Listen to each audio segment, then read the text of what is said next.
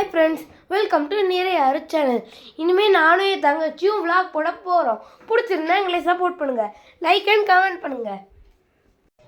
Today என்னோட birthday. ஸ்கூல்லேருந்து நான் வந்தோடனே என் ஃப்ரெண்ட்ஸ் எல்லாம் கூப்பிட்டேன், அவங்களும் வந்தாங்க. அதுக்கப்புறம் செலப்ரேஷன் பண்ணினே ஜாலியாக இருந்துச்சு. அதுக்கப்புறம் என் ஃப்ரெண்ட்ஸ் எல்லாம் எனக்கு கிஃப்ட் கொடுத்தாங்க.